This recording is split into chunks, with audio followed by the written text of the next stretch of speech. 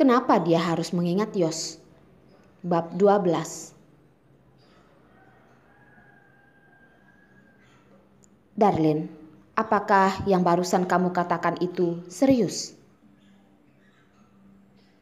Ya, Darlene tersenyum berkata, sengaja menjahilinya. Kamu tidak ada pacar, aku juga tidak ada. Bukankah kita pacaran sangat cocok dan kita juga adalah teman lama. Jadi tidak perlu takut merasa asing. Hendrik tiba-tiba menghentikan langkahnya, menarik tangan Darlene dan membuat Darlene terkejut. Tapi dari tatapanmu, aku melihat kamu masih menyukai Yos. Darlene tersenyum paksa, tidak tahu harus mengatakan apa. Hendrik malah membuka kedua lengannya dan memeluknya. Aku menyukaimu, jadi aku bisa berpura-pura tidak melihat hal ini. Aku bisa memberikan waktu untukmu melupakannya. Tapi kamu harus ingat, sekarang kamu adalah pacarku. Boleh tidak menyukaiku untuk sementara, tapi tidak boleh ada hubungan dengannya. Kalau tidak, aku nanti akan cemburu ya. Hendrik seperti anak yang tidak mendapatkan permen. Nadanya begitu kasihan, membuat Darlene tidak bisa menahan dan tertawa.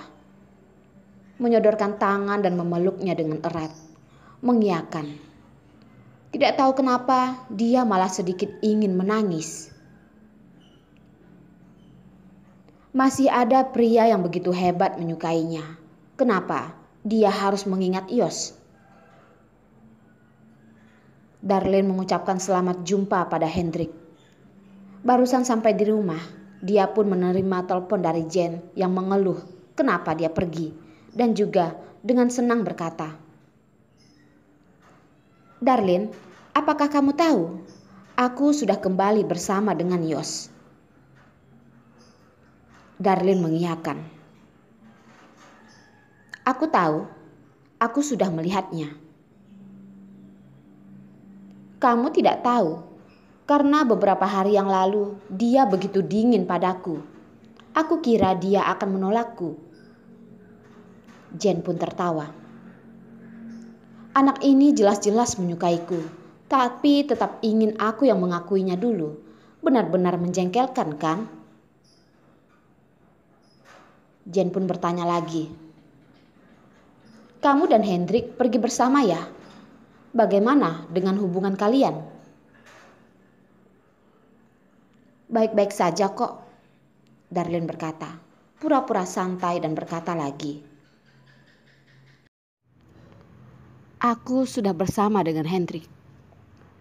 Ucapkan selamat dong padaku. Oh Tuhan, kalian benar-benar sangat cepat. Jen menjerit, benar-benar sangat senang. Aku tidak peduli, besok kalian harus mentraktir aku dan Yos makan. Sudahlah, aku masih harus pulang dengan Yos,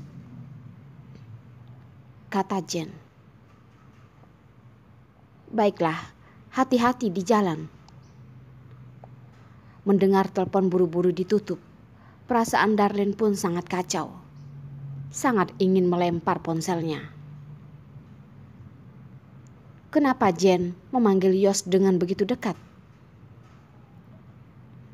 Yos sangat terkenal. Di dunia pengacara, tidak ada yang tidak mengenalnya. 3 tahun lalu membangun perusahaan sendiri, menerima ratusan kes, dan tidak pernah gagal. Adalah pimpinan dari semua pengacara. Masih muda dan sering diwawancarai. Pagi hari barusan membawa Jen ke kantornya. 3 jam kemudian sudah diberitakan. Setelah itu foto romantis mereka berdua pun membuat wartawan mulai menebak dan merangkai berita. Pengacara Yos yang terkenal itu akhirnya ada pacar.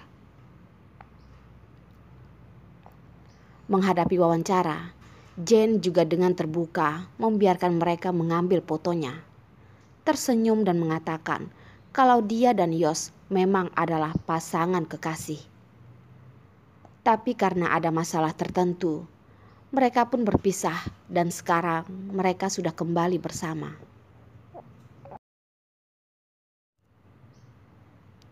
Wah, tidak menduga kalian berdua adalah cinta pertama. Pegawai toko Santi pun melihat berita itu dengan seru.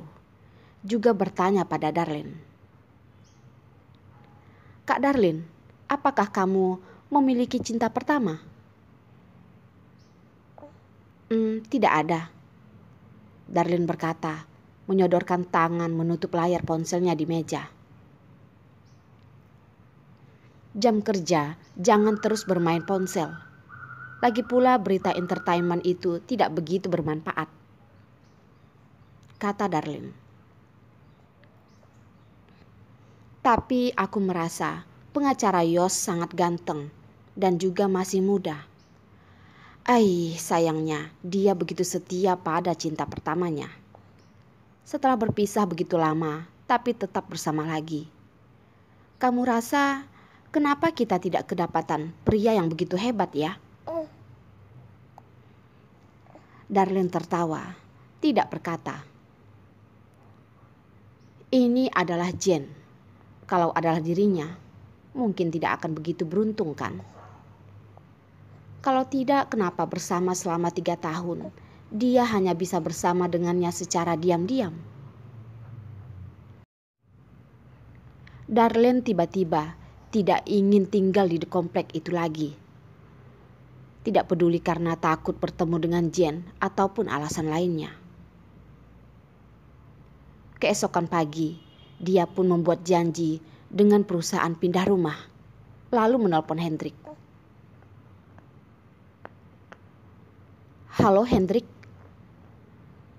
rumahku sudah jatuh tempo. Apa boleh aku tinggal di tempatmu untuk sementara waktu?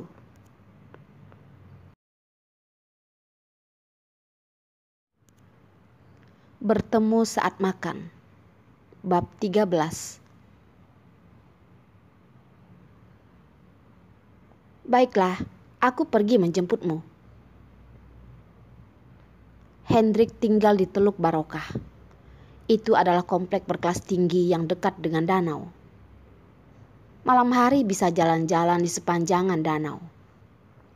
Hendrik langsung membeli rumah 2 kamar di sana. Setelah barang yang dikemas tiba, Hendrik pun membantu Darlene membereskannya bersama. Darlene pergi ke supermarket untuk membeli sayur, memasak beberapa masakan yang mudah. 3 sayur 1 kuah sebagai makan siang.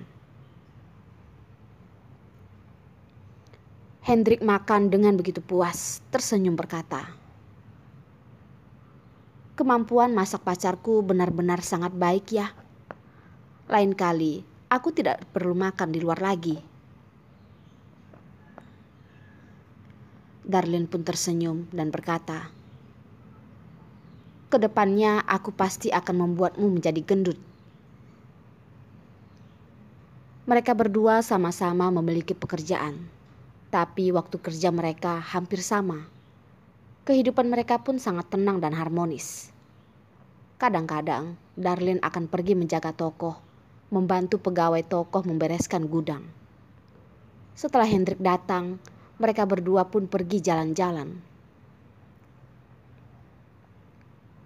Karena begitu sering, orang-orang di toko pun sudah tahu kalau Darlene sudah memiliki pacar.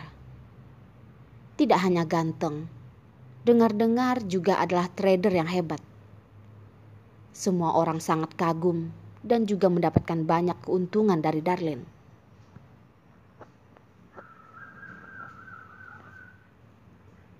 Hendrik sangat loyal. Saat menerima pesanan, dia membawa beberapa kotak coklat bau jilai. Beberapa wanita itu pun begitu senang dan berterima kasih padanya. Mendoakan dia dan Darlene bisa terus bersama sampai tua. Darlene merasa sangat lucu. Saat keluar dia pun berkata, Kamu tidak perlu begitu loyal, kan?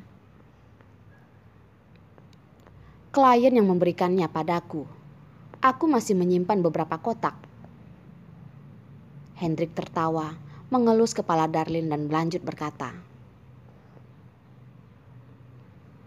"Tenang saja, posisi orang lain di hatiku tidak bisa dibandingkan dengan kamu, pacarku." Darlin pun tersenyum.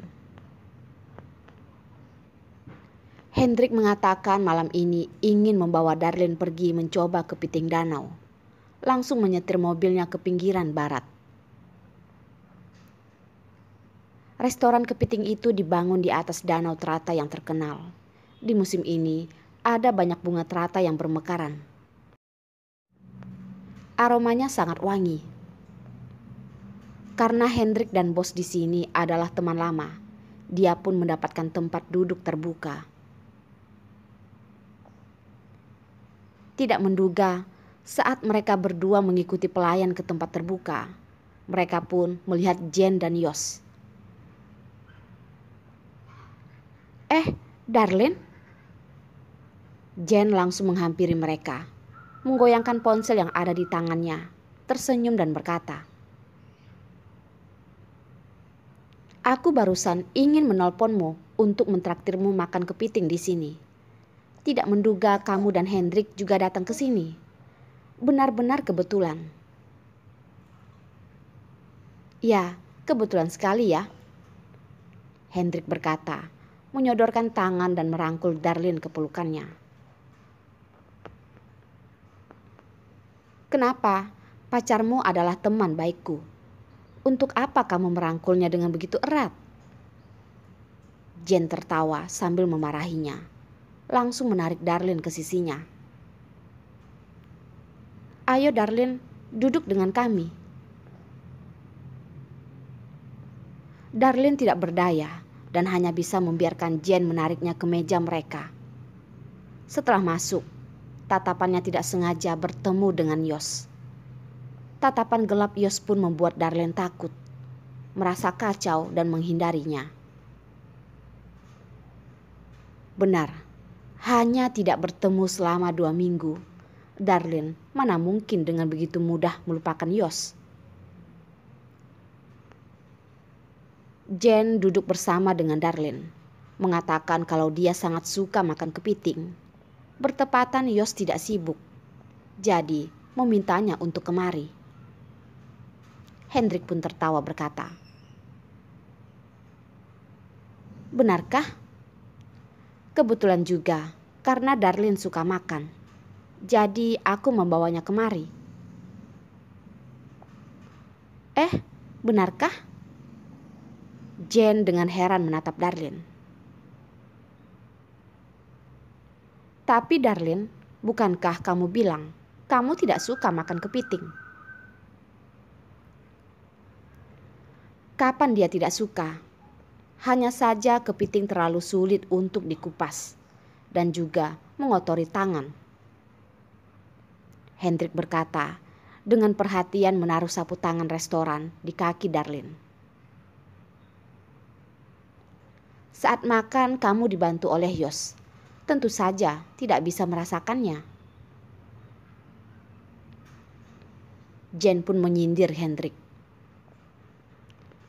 Hei Hendrik, kalau kamu bicara seperti ini lagi, apakah kamu percaya aku akan merebut Darlin darimu? Terus-menerus mengataiku, minta dipukul ya?" Darlin tersenyum dan berkata, "Sudahlah, kalian jangan berdebat lagi. Memang Darlin yang paling baik, selalu membelaku." Jen mendengus, menarik lengan Darlin dan manja. Dia juga mengatakan lain kali kalau ada waktu kosong akan membawa Darlin sendiri ke sini, membantunya mengupas kepiting, membuat Darlin merasa sangat lucu. Selama itu, Yos tidak mengatakan apapun. Bibir tipis bergerak dan dengan tenang duduk di samping.